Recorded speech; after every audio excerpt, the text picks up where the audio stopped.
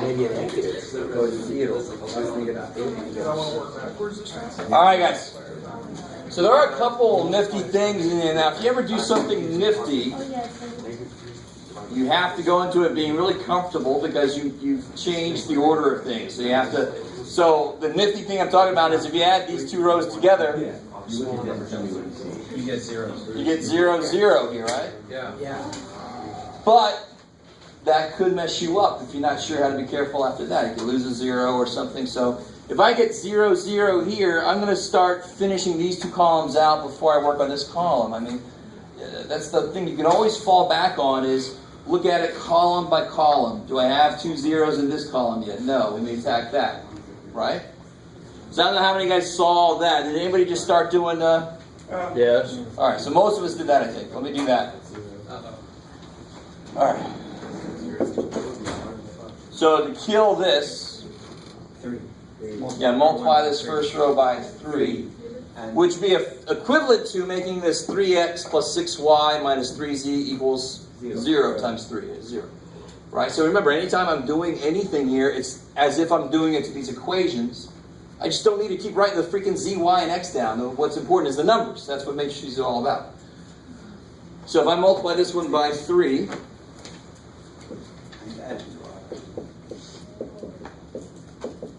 right? And again, I could rewrite the whole matrix and write 3, 6, negative 3, 0 in the first row. I just don't. I think I made it clear that I'm lazy or frugal with my time. Whichever way you want to say it. So if I add, 3 row 1 plus row 2 to row 2. So I get a 0 there, right? So I get 0, 5, and that's of course the neat place right there. Negative 1. 7. So a lot of us got a negative 5 there, and then when you did more work, you got to some weird places. That's all it takes is one mistake, and that's why I tried to make it really clear last time. If you show me you know the process, I can catch pretty quickly where you made a mistake. And I grade much heavier on concept than I do on getting the exact right answer. Because you're not in the real world yet. Nobody's going to die if you don't get this matrix right. In the real world, somebody might. If you're an engineer, if you don't do your matrix right, your bridge is going to collapse a bad day. Right? Here, no bridges are being built. Based on your work. Thank God. Yeah. You're going to do what? Oh. All right, here we go. I'm going to help you out in this way. And then how do I kill that? Negative 5. Yeah. So if I multiply by negative 5, negative 5, negative 10, 5, 0. Is that cool? Okay. Yeah, you don't have to do it the way I'm doing it. You can write more of the matrix out. You can rewrite it. Beautiful. Whatever you got to do to make it clear. I just obviously hate to write stuff a lot. Negative 5 plus 5. 0. Negative 10 plus 1. 5 minus 2. 3. 0 plus negative 9. Good. In the first row, I can 1, leave. 2. Get it. Negative 1, 0. So I use that 1 to laser in on those two things and kill them. Cool. Okay. Now you're at a point where, yes, ma'am. So you don't do what you did the first time, like you know how it was 1 times 3 and then minus 3 to get the... Yeah, so I did the first row times 3 and then I added it to the second row. All right, Then I did the first row times negative 5 and I added it to the last row. So let me write that down. Okay. Negative 5, row 1 plus row 3 to row 3. So you don't do 1 times and then get 5. Sure. 1 times negative 5 plus 5. 2 times negative 5 is negative 10. Oh, okay. So that's what I do. I just write down what it would be if I did multiply it by negative 5. Okay. Because then I would just divide it by negative 5. So why actually do it? You see why there's a method to my madness. Okay. So now you could divide row 3 by Good. So one thing to notice, anytime you can do this, it's great, especially if I'm going to get a 1 somewhere. I can divide this by 3. So if I take row 3 divided by 3. Now let me see you guys, does anything jump out at you as a good next step? Just add. Yeah, Yeah, multiply row 3. So I got column 1 done. So say your perspective has to be a certain way. Whenever you're not sure what to do, change your perspective to this. Column 1 is done. These 2 columns are not done. Which of those columns is easier to work on right now? This one, right? Don't those just... This would be ugly. Not horrible, but just not good. So why would I do it to myself? You guys kind of with me? If you wanted to do this column, how could I make a 1 somewhere? Just multiply row 3 by 2. Yeah, multiply this by 2, add it, and then I get a negative 1 here, which is better than 5. So you could still do it, but I want you to start feeling comfortable with, I can go here. This is nice. Kicks ass. So I want zeros where in this last column? Top 2. Yeah, here and here. Easy, right? I can take row 3 and add it to row 2, row 3 and add. That's awesome. So row 3, let me come over. Oh, keep this together. Row 3 plus row 1 to row 1. Row 3 plus row 2 to row 2. So it's awesome. I don't even have to write any weird little side numbers, right? So if I add row 3 to row 1, I get 0 plus 1. 1. It's nice. It doesn't screw with my 1. Negative 3 plus 2. Negative 1. 1 minus 1. 0. Negative 3 plus 0. Now here I get 0 plus 0 is 0. Negative 3 plus 5. 2. 1 minus 1. Negative 3 plus 7. 4. And then I get 0, negative 3, 1. Okay. Let me stop right there. Now again, I don't know if anybody went exactly the route that I've just shown you. I don't know. I did after I made the correction. All right. But you do not, this does not, the fact that I'm doing this does not mean that this is the only right way, obviously. You guys could have done, did anybody try to do something in the middle column here? You could multiply him by 3 and him by 5, and then they would cancel, right? You make a 0, that's your primary goal, is to make a 0. So I don't know if anybody tried that. I don't know if anybody got here. Okay. What's important is, what are you allowed to do? And what is your goal? Because then you do what you're allowed to do to get closer and closer to your goal. Okay? So what can I do now? What's one really quick thing I could do? Right? So I can make this a 1 and this a 2. Is that okay if I just do that? Just divide row 2 by 2. That's awesome. So now I know what? What do I already know? Y equals 2. Kick ass. And what's really cool about this middle row, I've got a 1 right there that can kill everything above it. So that column's done, that column's done, this column I haven't started on yet.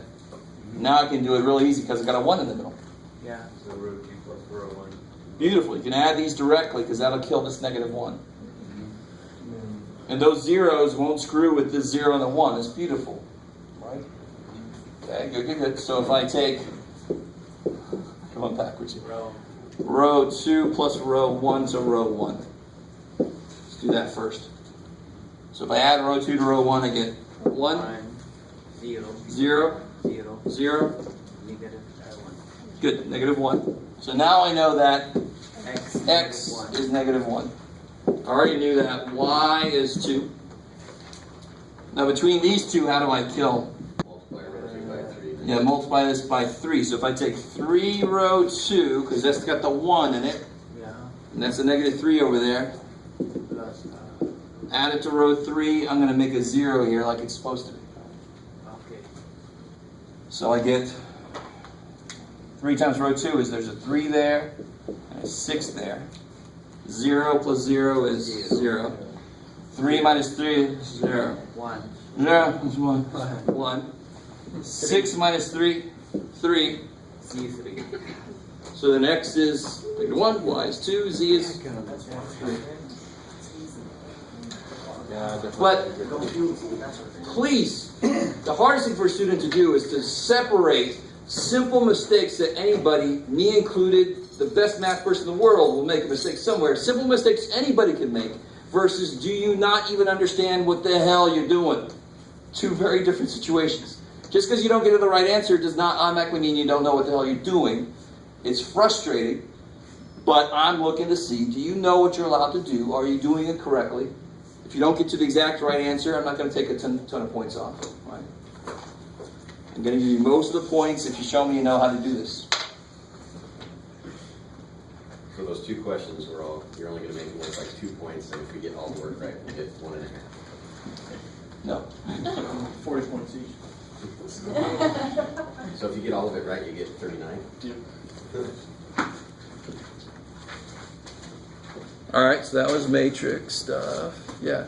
Okay, so I get how you add them to cancel.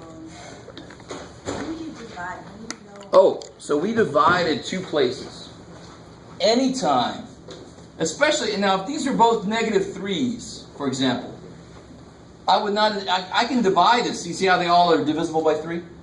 So you can divide a row if it makes sense, if I won't make any fractions, if something goes in evenly. And it made sense here because then I got the 1 that went and killed those 2. But if these are both -3, I wouldn't even divide by 3, even though I could, because then that 3 could kill those 2 -3s.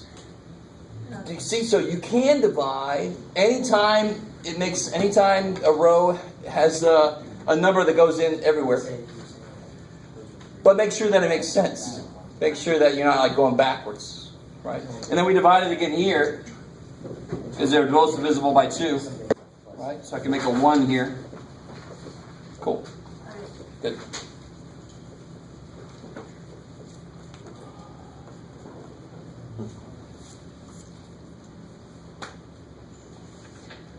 So whatever you guys, it's review day, so whatever you want to talk about, yeah. After you divided by 3, the row 3. And like get rid of the These. row 1. You get a 0 on row 1. Yeah, I just added row 3 to row 1, because that 1 would kill that -1. I did negative row 2 plus row 1. You get row 1. Oh, sure, that'll work too. Then I get, when I move down, I get like a -1, -3, 0 for the first row. On the bottom row, I end up getting like a 0, -3, 1. So, okay, 1, -3, you should get 1, -3, 0, -7, right? Okay, let's still go. Just start from negative row 2. Okay, good. And then you added these 2 to get here. Right. Good, And good, then good. divide by 2. And then I did negative row 3 plus row 1. Get this to be 0. Oh, but see again, But how do I get it? if you add negative row 3 to row 1, you're going to lose that 0. Yeah. So that's the one that has zeros around it that will laser in on that one thing you want to kill. Right? Okay. Okay, good. Yeah. Just wondering if you could work on 3H. Trace Ache. Oh, yeah, okay. Good.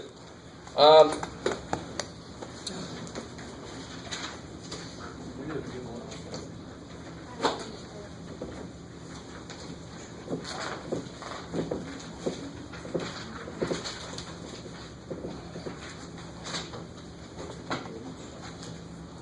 So 3H of the practice test says 8.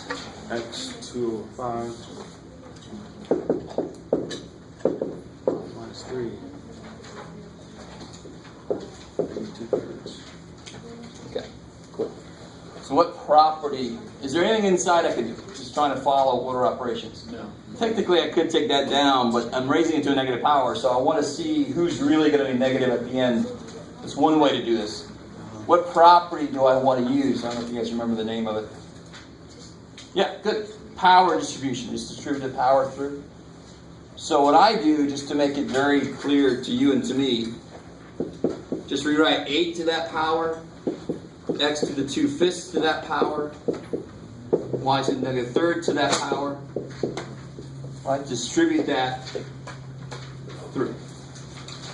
Would it be okay to just, since there's a negative there, put it all over 1 Yeah. and then go for that route? Yeah, sure, of course. Yeah. If you want to, another way to do this is to first, what I would maybe do in this is to do this. this is at all what you're talking about. And then I could flip this to kill that negative, right? Well, not quite that route, but So that's sort of like what you're saying. Wouldn't those three Y's want to go down? There's a negative. And then what's being raised to negative power? This whole damn thing. So this whole damn thing flips. see, I've So either way you do it, you're going to end up in the same place. I'm going to flip at the end. This is like flipping everything at the beginning. so I flipped the whole thing all as one, and then I brought the Y back up. That's where I'll end up next. So what you did different from me right now was you did this negative first. Correct. So you flipped it, and then you did this negative inside. Don't we end up at the same place? I did this negative first, and then I flipped everything. The thing I failed to do was the 8. As far Or the as 8 dude, it comes for the ride too, yeah. No. What I failed to do was cube him. Oh, I see. Raise it to the power stuff. Okay. Yes, ma'am. So if you were doing it like the first way, Yes. so on x, 2 over 5, and then negative 2 or 3, you would just get common denominators. No. No. If it was x to the 2/5 times x to the negative 2/3, I would add exponents. But when I raise something with a power to a power, I multiply. You just go straight across. Yep. Okay. And then same with the y. You put negative 3 over 1, and just go straight And, and then you can reduce, and it's beautiful. Yeah. Right. So the 8 I can rewrite as 1 over the cube root of 8 squared. Is that cool? Times x to the negative 4/15 times negatives cancel, 3's cancel, y squared. And that would be the answer. It's not done yet, and you should, at the end, you should flip everything that's to a negative power. It's just convention to not end up with negative powers.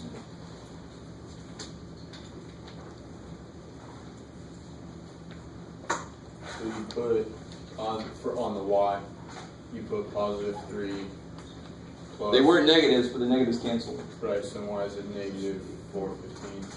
Well, that's the x. Oh, okay. Yeah. Yeah. So to finish this out, this would be, what's on the top would be y squared. What's on the bottom? What's the cube root of 8? 2, Squared 4, 4, and then this is going to flip down here with it. 115, 415, whatever. it Yep. is. Yeah, that 8. What else?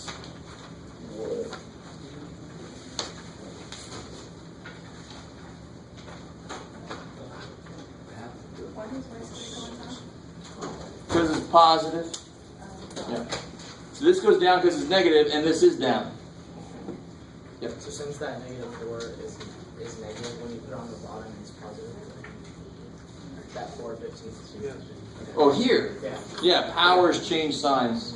Yeah. Otherwise, it would never stop. It's never happy anywhere. So here, I like to say, it doesn't like it up top, so it should be happy on the bottom.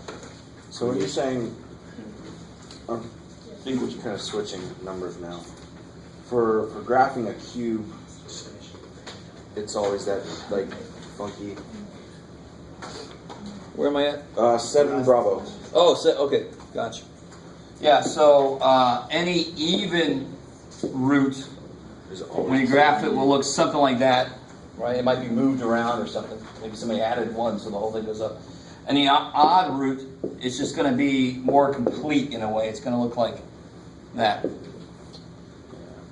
Because odd roots allow for the negative values. So odd roots are like more complete in a way. The even roots lose their negative parts. Yeah.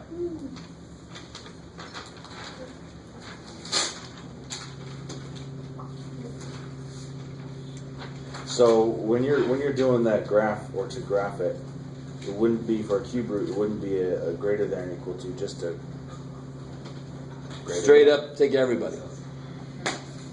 Because the cube root doesn't have any problems. Now, real quick. So real quick, what's the domain of this beautiful thing here? Have you know? 7. Good, all real numbers. What's the part of this that tells you that? Odd root. Yeah. So it has no restrictions. Now, you want to see something evil, You ready? This might be a hint. What's the domain of that? The root says it's okay with anything, but the function on the inside says Can't see one. can't be one. Good. So there's two places to look for this guy. Domain, this guy doesn't contribute any problems. He does. So this guy says any real number, and this guy says, well, not one. Right, so you say all reals except one. You can say, my God, what language is that? You say x not equal to 1, you can say negative infinity to 1, union with 1, and all those are the same thing. Right? So be careful. Just because it's a cube root does not automatically overwrite any other problems. If the inside has its own problem, you got to be careful. I couldn't remember if the homework did anything evil like that. Yeah. How is the first one all real numbers? Because it's an odd root. And the inside is a polynomial, so the inside has no problem. If it was a, alright, let me contrast it with, so this would be all reals. If I would have said the 10th root of x minus 7, how is that different? Because it's Now the inside has to be at least 0. Because it's an even root. Even roots, very uptight, can't handle negative people, don't want them in my house, whatever, right? Odd roots, come on in, man. No problem. It has no problem. It's all real numbers. So even root, I'd have to actually say the inside's got to be this, so the x has got to be at least 7. If it was below 7, I'd get an even root of a negative number, which is imaginary. Which is an unfortunate choice of words, but that's the technical word, so oh well, too bad for me. Yeah. So any odd root, it would just be all the reals. All reals, except I wanted to make sure you understood. The domain here has got a problem, not because of the root, but just because the inside has a problem. So the root's cool with everything. This guy says, oh, I can't take 1. So don't just say, if you see a 3 or a 7 there, don't just go, oh, reals. You got to look at the inside real quick and make sure that it doesn't have a problem. Yeah. Well, yeah, that would be one place this could have a problem is if it's trying to divide by something, it can't be 0. So on the test, are you going to ask us to put all reals except 1, x does not equal 1, and then that No, last one? Or any of these. Any of these. Yeah. Okay. I had a question on 3A because I got a different answer than on even the answer. Okay. You remind myself, what did I do? Hopefully I did the right thing. Yes, cool. I did it. So what happens? Well, basically, I get to where you get to with the 50, Good. but what's the square root of 50? 25. The square root of 50. No. Half of 50 is 25. Oh, Square root does not mean half. Watch this real quick. Half of 50. Why is it 25? Because 50 is made up of 2 additively. This is a really cool analogy. So a coefficient is based on addition, really, believe it or not, because 3x means x plus x plus x, right? yes. So that's, if I break this up according to addition, I then take one of these 2, and that's the answer. I have just made that so much more difficult than it really is, right? I mean, half of 50 is freaking 25. You don't have to look at it like this. But if you do look at it like that, it actually makes this make more sense. I can't do square root of 50 because I can't break 50 up into 2 parts multiplicatively easily, right? Not directly. What I do then is indirectly. I don't break it up into 2 equal parts. I break it up into, because 25 I can break up into 5 times 5. So I get 5 or 2, because square root is 1/2 of this number multiplicatively, so I take half of what it is multiplicatively, that's why it's 5. Talk about deep explanation, but that's really, I love that analogy between coefficients are based on addition, that's why I break this up according to addition. Roots are based on multiplication, that's why I break this up according to multiplication. Yes? I was looking at section 3, and I'm looking at the ones with the variables in them. Pretty much all of them that have variables. So D. Part 2? D, the second coming? And then E, and then F. I noticed you have all the variables in absolute values on the answer key. Yep. If you put the number in there, you're not going to gig it. Yeah, why is that? Wait. Okay, so when you put they all have the absolute value symbol. The Yes. 2 bars. Is that because they have to be positive, correct? I mean, they have to be. Yeah, we know that. Yes. So, Right. but if I put on the test, if I put like on, we'll say the first D where it's 5A, the answer is 5A over 6W5. If I put all of that in absolute values, am I wrong? No, you're fine. No. So what I did was on a problem like this. Well, there's one like that, isn't there somewhere? Shit. Oh well, I can't remember. But if I had a problem like this, I would say the answer is no, Jeff. You wouldn't say that. I would say the answer is this. Yeah. But if you say the answer is this, You're still right. you're still right because the absolute value 3 is 3. Who cares? So all this is saying is the absolute value we actually can't. You can do what is the absolute value of 3? 3. What's the absolute value of D? I don't know. So do I always have to put the absolute value when I'm dealing with even numbers over? If I don't say, like the book does in the homework, Yeah. that assume that no animals were hurt. No, assume that no variable expressions are negative. As long as you don't put, if you don't put that, I have to. You have to put absolute values. But if you do, I don't have to worry. You don't have to worry about it because then they're positive already, right? But that's where I kept missing. I kept putting absolute values where I didn't need them and didn't need them. Yeah. So be careful. You can put absolute value where you don't need it, but you don't want to put it where it makes it wrong, Yeah. right? Yeah. So anytime you're working with cubes, Yeah. So if I said cube root of 27D cubed, and you say the answer is absolute value 3D, you're wrong. completely wrong. Because the answer could be negative. You allow for that by just not putting absolute values.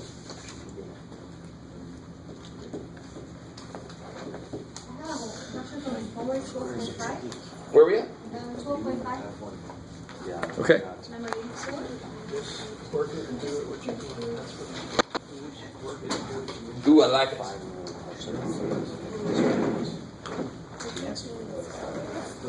Like something I would put on a test or something. You said number Yeah, number 84? 84. Yeah.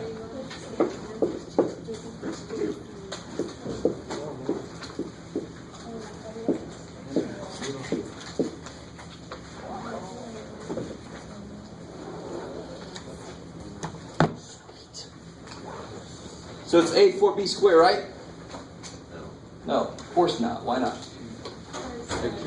Roots are not the same, right? So what the hell you do? If you rewrite it as fractional exponents, you can then look at them as finding LCDs, which is equivalent to finding like roots, right? So some of you guys might realize I can make this the 5th root of. Well, that's a little weird because there's a 2 there. But if it was a nicer number, you can actually do it that way. But it's better for, in general. How would I write each of these as a fractional power? A to the 3rd over 0 to 5. 3/5, B to the 1/5 times. A to the A to 1/2. B to 1/2. There you go. Now you take the A's, get LCDs. Take the B's, get LCDs. Exactly. And then add them. Yeah, exactly. So you add exponents, you get exponents of fractions, so you need LCDs to add them. Cool. So if you made that, just the first one, if you made it 10, 10, A6, okay. B squared, 10, A5, B5. That's another way to do it. It's just easier to see what I just said as fractions because we're used to it more. Yeah. I like it.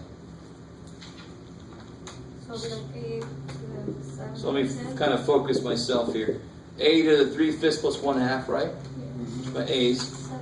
Times B to the 1/5 plus 1/2. And then you just get LCD to be able to do that. Because now you focus now your problem is adding fractions. That's what it's become. People always think that, no, we're not. We're doing radicals. So I have to do something. No, it says add these fractions. That's what it says. So that's what you do.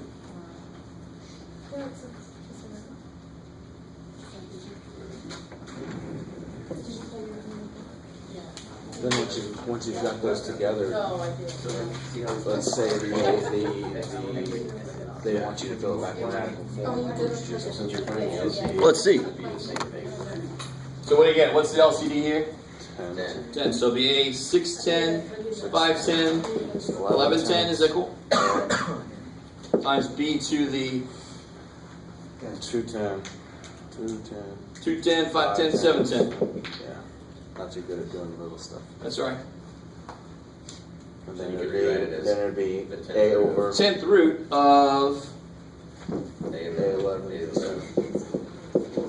which is A. A 10th root of B7. A, B7, because 10 goes in 11 once with 1 left over. Now, do you have to go all that far? No, screw that. You can stop right there, that's fine. Really? Okay. The only reason I went further is because somebody asked me if you could. Yes, you could. But you can stop right there, it's fine.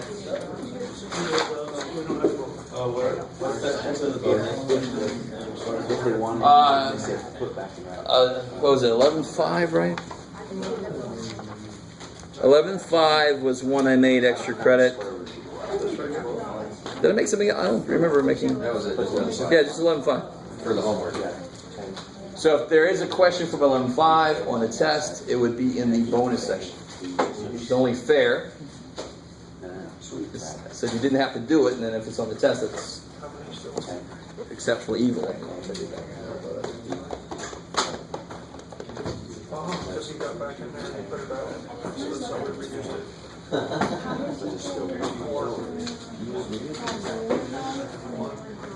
You gotta multiply this by 2 and this by 5. LCD, 6 plus 5. Yes, I plug in my A's. And how do you multiply like bases? You add the power. That's all you're supposed to do. Plug your A stuff together, plug your B stuff together, everything. Because now you can focus on a real problem, which is add these fractions. I just messed up. Put in my mind that it's supposed to just multiply that. Oh! People clicking it if it was Exactly. another If power. I have x squared times x9, that's 2x's and 9x's. 11x's, so that's why you add. Dang it. All right, I gotta put this row. But if I have x squared to the 9th, then that means 9 x squares in a row. Well, 9 groups of 2 is the definition of multiplication. All right, now. Thank you. So somebody once, I remember they had started doing like when you multiply like bases, you add the exponents. You see what I'm saying? You multiply like bases, you add the exponents. And they had something else for their action. It was like 12 years ago.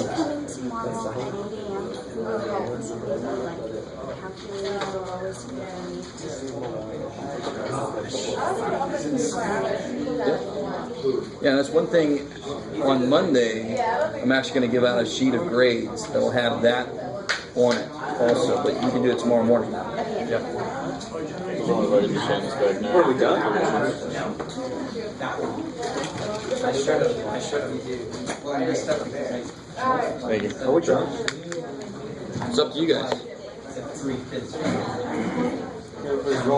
They can leave anytime they want to. It's college. What? Will it be docking on the test? Yeah, I know, right? So you just use your calculator for it and just draw it? No. So it's just like that last one. Let's say you have like square root of like x squared. No, I'm not going to do that. No. It'll be something like this, or a cube root. So you can always make a little table of values. I mean, technically I could put a square in there. You can still make a table of values, but then I'm trying to get us used to the general form of each. And if I do that, the form's not going to be the general form. It's going to be something special. And so when you get to pre-calc, you got to have like this bank of shapes of basic functions. So then you can start playing with it, right? And so how do you know when you use a greater or less than sign? For domains. Yeah, for domains. So you know it's got to be not negative. So not. Well, not in this case, but here we have the inside has to be not negative. So the opposite of this, Not negative. that. Because it's an even root. Exactly. If it was a cube root, it's a real easy answer, all real numbers, because this guy That's no problem. So it can't be negative, right? Yeah, the inside can't be negative yet. So all numbers, including 0 above 0. Yeah, so that's what non-negative means. When somebody says non-negative, it could be 0, because 0 is non-negative. And of course, it could be any positive number. Good. Okay, so back to his graphing thing. How do you do that? You just plug in any number and Yeah, plug in smart numbers. Now, obviously, the lowest number I can plug in, if I do the domain, add 7, x has got to be at least 7. So I'm going to plug a 7 in.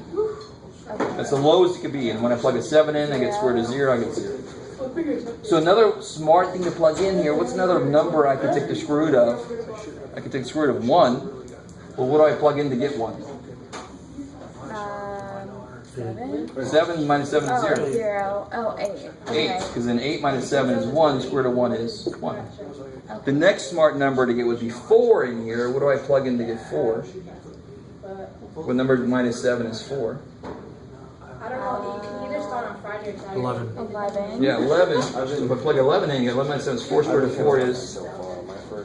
Yeah, after 2. Yeah. And then I can plot those 2 points. Okay. And then I know the general shape. This is the half parabola or whatever we're talking about? Yeah, it's a half parabola. What do you call this function or whatever? Radical function. Radical function. Yeah. So your first number that you want to start with would be something to get the y to be 0. Yep. Always. Yeah, so that's like this point where it kind of starts. This graph has a definite starting point. This never stops. So that point is, in some ways, it's the most important point because it tells me everything starts. Like something you can get. Yeah, you wouldn't plug 9 in here Okay. because the 9 minus 7 is 2. So radical 2 is 1.414. You want something that could be like Easy to graph. Okay, right. And then another question: how do we calculate our grades? How do we know what we have? 2 things. So you could always come to my office and ask me. On the last test, I wrote up in black what your current grade was then. On Monday, always after the second test, I start after every test after that, I give you guys a summary sheet of grades that includes your average grade.